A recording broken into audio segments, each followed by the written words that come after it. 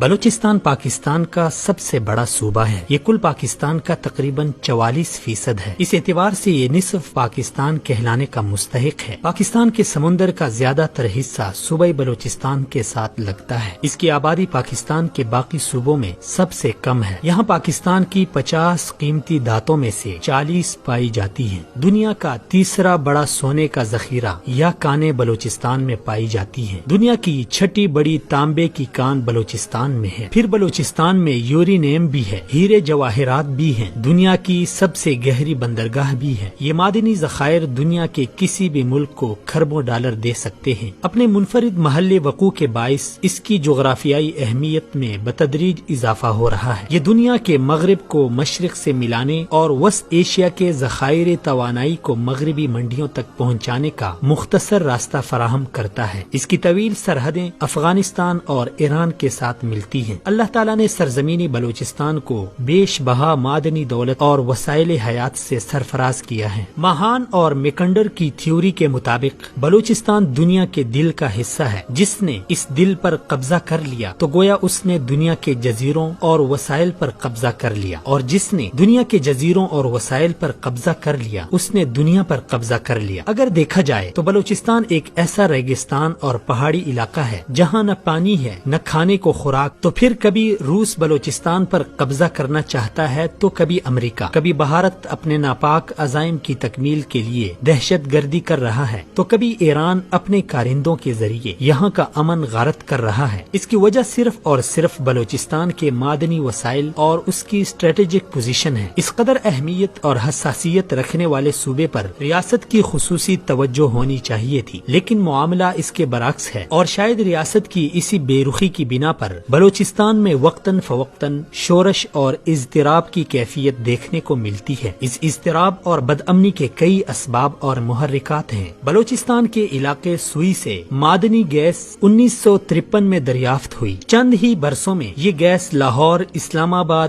اور پشاور تک پہنچا دی گئی، لیکن صوبائی دارالحکومت کوئٹہ میں یہ گیس 32 سال بعد 1985 میں پہنچ سکی۔ بلوچستان کے کئی چھوٹے بڑے شہر آج تک اس معدنی دولت سے محروم ہے، بلکہ خود سوئی شہر کے کئی محلے اور آبادیاں بھی اس نعمت کو ترس رہی ہیں۔ وفاقی ملازمتوں میں بلوچستان کا کوٹا صرف 3.3% تھا، جسے کچھ عرصہ قبل بڑھا دیا گیا ہے، لیکن اکثر ان ملازمتوں کو دوسرے صوبوں کے افراد سے پر کر لیا جاتا ہے۔ جب ہم تعلیم کے میدان میں بلوچستان کا دوسرے صوبوں سے تقابلی جائزہ لیتے ہیں تو یہ جان کر انتہائی دکھ ہوتا ہے کہ بلوچستان تعلیم، صحت اور بنیادی انسانی حقوق سے محروم اور سب سے پسماندہ صوبہ ہے۔ الف اعلان کے اعداد و شمار کے مطابق بلوچستان کی کل آبادی میں سے 27 لاکھ بچوں کو اسکولوں میں ہونا چاہیے تھا، مگر افسوس کہ کل آبادی میں سے صرف 9 لاکھ بچے اسکولوں میں جاتے ہیں، جبکہ 18 لاکھ بچے اسکولوں سے باہر ہیں۔ صوبے میں کل اسکولوں کی تعداد 12,347 ہے، جس میں سے صرف 6% ہائی اسکول ہیں۔ صوبے میں 76% بچے سرکاری اسکولوں میں داخلہ لیتے ہیں، 19% بچے غیر سرکاری اسکولوں میں، جبکہ 5% دینی مدرسوں کا رخ کرتے ہیں۔ الف اعلان کے مطابق 216 اسکول اس وقت غیر فعال ہیں۔ باقی اسکولوں میں سے 37% اسکول ایک کمرہ جماعت پر مشتمل ہیں، اور 14% اساتذہ بغیر اسکول جائے ہی تنخواہ وصول کر رہے ہیں۔ اسکول چھوڑنے والے بچوں کی شرح خطرناک حد تک زیادہ ہے، جیسا کہ پرائمری کی سطح پر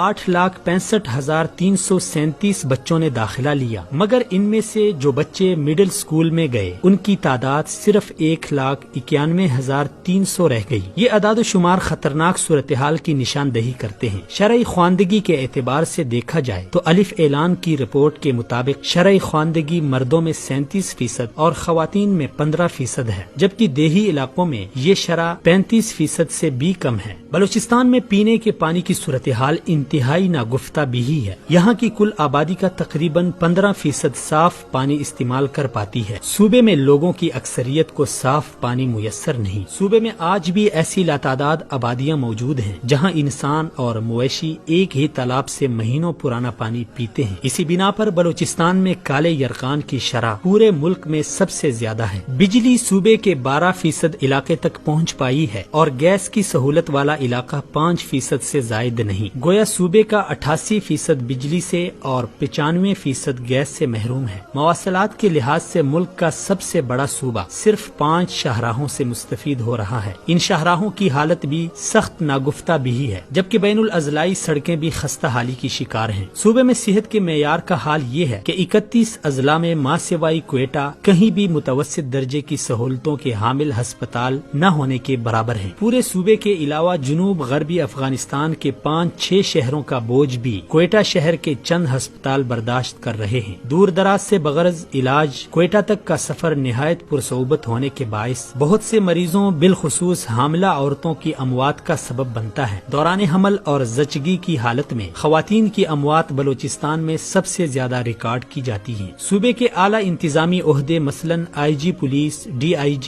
IGFC، چیف سیکرٹری وغیرہ نیز اعلیٰ آئینی عہدہ گورنر صوبہ کے لیے غیر بلوچستانی لوگوں کو تعینات کیا جاتا رہا۔ چند استثنائی صورتوں کے علاوہ آج تک یہ صورتحال برقرار ہے۔ اسے صوبے کے سیاسی و عوامی حلقوں میں وفاق کی طرف سے بے اعتمادی سے تعبیر کیا جاتا ہے۔ بلوچستان کے کم از کم 6 اضلاع گوادر، تربت، پنجگور، خاران، واشک اور چاغی ایسے ہیں جہاں بنیادی اشیائی ضرورت اور روزمرہ استعمال کی اشیاء ناپختہ اور طویل مسافتوں کے باعث پاکستانی منڈیوں سے نہیں پہنچائی جا سکتی، جس سے آئے روز ان اضلاع کے باشندوں کی مشکلات میں اضافہ ہو رہا ہے۔ یہ وہ چند اہم عوامل ہیں جنہوں نے اہل بلوچستان کو وفاق سے بدظن اور دور لا کھڑا کیا ہے۔ اس میں کوئی شک نہیں کہ صوبے کی اس بدحالی اور پسماندگی میں خود بلوچستان کے سردار و نواب، بدعنوان سیاستدان، نااہل حکومتیں پوری طرح شریک رہی ہیں، لیکن وفاقی اداروں کی بے توجہی اور استحصالی کردار بھی اتنا واضح ہے کہ انہیں بری الذمہ قرار نہیں دیا جا سکتا۔